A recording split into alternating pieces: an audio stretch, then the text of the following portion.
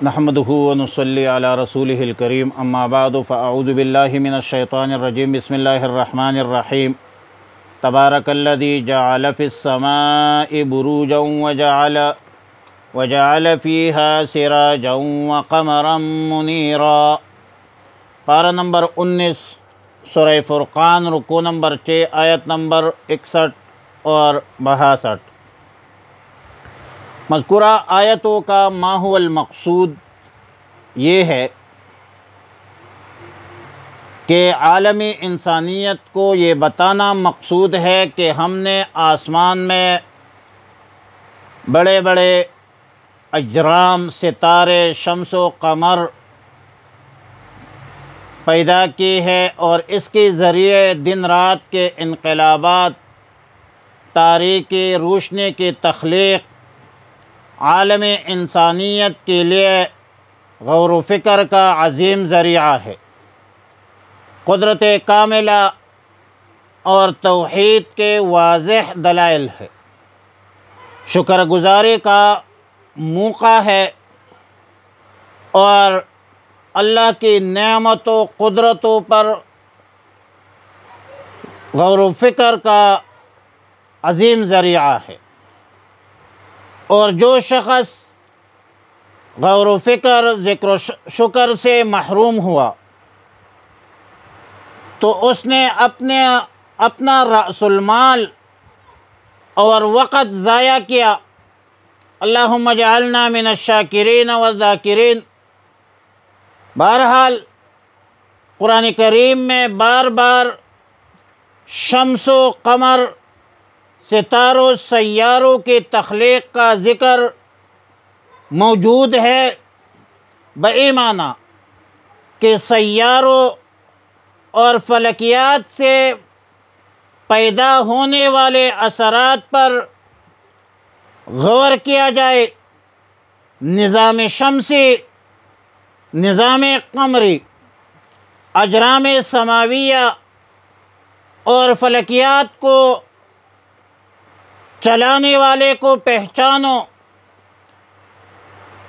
اللہ رب العالمین کے شکر ادا کرو اور اللہ کو یاد کرتے رہو۔ باقی اجرام سماویہ اور فلکیات کی حقیقت اور حیات کیا ہے، یہ آسمانوں کے جرم کے اندر سمائے ہوئے ہے یا ان سے باہر فضائی آسمان میں موجود ہے۔ یہ مسئلہ عالمی انسانیت کے لیے معاش و معاد کے ساتھ وابستہ مسئلہ نہیں ہے، اس پر دنیا اور آخرت کی کامیابی کا دار و مدار نہیں ہے، اور نہ اس کی حقیقت معلوم کرنا عالمی انسانیت کے لیے ضروری ہے۔ اور اس مسئلے پر تحقیق کرنے والے جن کے عمریں اور زندگی گزری ہوئی ہے، ان کے اقرار سے معلوم ہوتا ہے کہ وہ محققین بھی اس نتیجے پر نہیں پہنچے کہ وہ کوئی فیصلہ کر سکے، اور جو فیصلے کی ہے وہ فیصلے انتہائی مخدوش اور مجروح ثابت ہوئے۔ لیکن موجودہ زمانے کے ماہرین، سائنسدان نے مصنوعی سیارے اڑا دیے، چاند تک رسائی حاصل کی، وہاں کی مٹی، پتھر، غاروں پہاڑوں کی تصاویر بھی شائع کی۔ لہذا اس حوالے سے مختصر سے بحث ضروری ہے کہ یہ ستارے سیارے آسمانوں کے اندر ہے یا باہر ہے، قدیم جدید علم حیات کی آراء کیا ہے، اور قرآن کریم کی ارشادات اور استدلالات کیا ہے۔ سورہ حجر کی آیت ہے کہ وَلَقَدْ جَعَلْنَا فِي السَّمَاءِ بُرُوجًا، بروج سیارے آسمانوں کے اندر ہے، اور یہ قرآن کریم کی نص وَلَقَدْ جَعَلْنَا فِي السَّمَاءِ بُرُوجًا کا تقاضا ہے،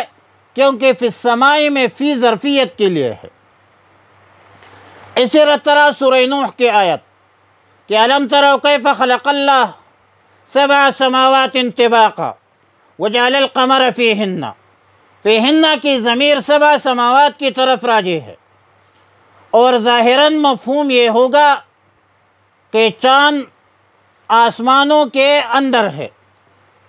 لیکن گزارش یہ ہے کہ قرآن کریم میں لفظ سما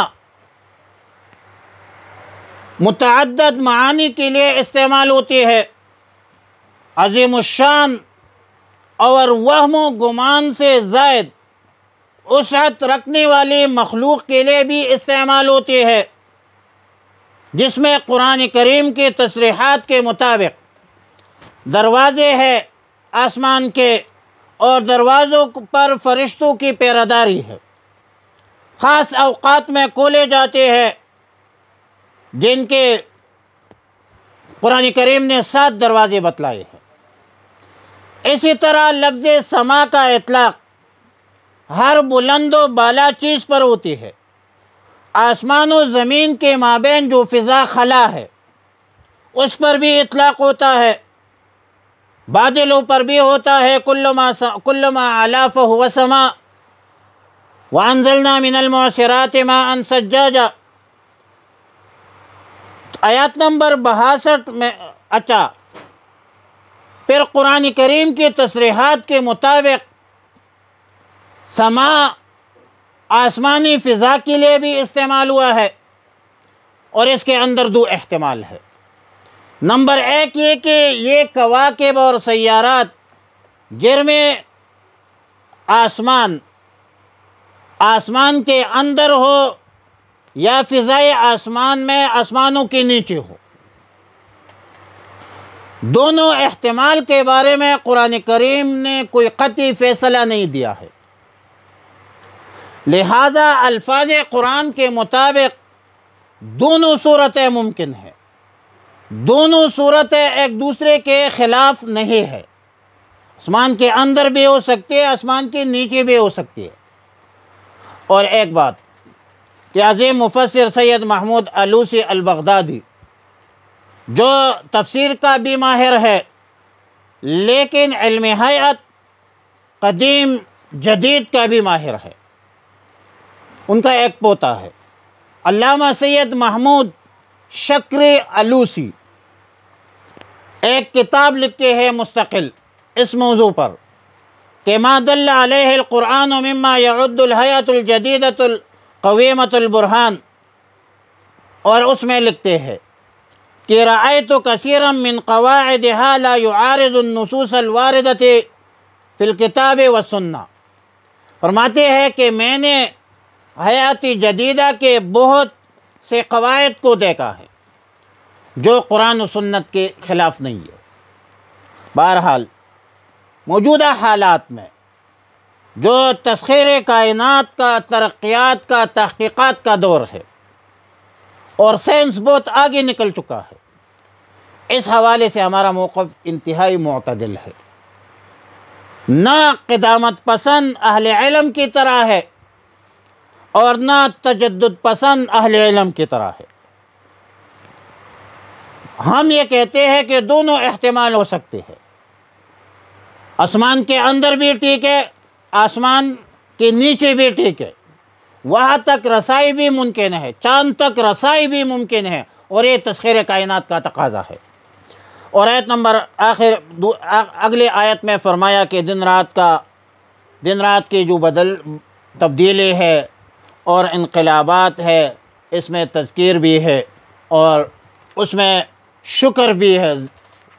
فرمایا تبارک الذی، برکت والا ہے وہ ذات، جعل فی السماء، جس نے بنایا ہے آسمان میں بروجن بروج، وجعل، اور بنایا ہے فیہا اس میں سراجن چراغ سورج، وقمرن اور چاند، منیراً روشن، وہو الذی اللہ وہ ذات ہے، جعل اللیل جس نے بنایا ہے رات کو، والنہار دن کو، خلفتاً ایک دوسرے کے پیچھے، خلفہ ایک دوسرے کے پیچھے، لمن ارادہ اس کے لیے جو چاہے، ان یذکرہ کہ وہ غور کر لے، نصیحت لے لے، او ارادہ یا چاہے شکوراً شکر ادا کرے۔ تو یہ آسمان و زمین کی تخلیق، اجرام فلکیات اور ستارے سیارے، یقیناً یہ ذکر و شکر کے ذرائع ہے، اللہ کی نعمتیں ہے، اور اللہ کی نعمت اور قدرتوں پر غور و فکر کرنے کی ضرورت ہوتی ہے۔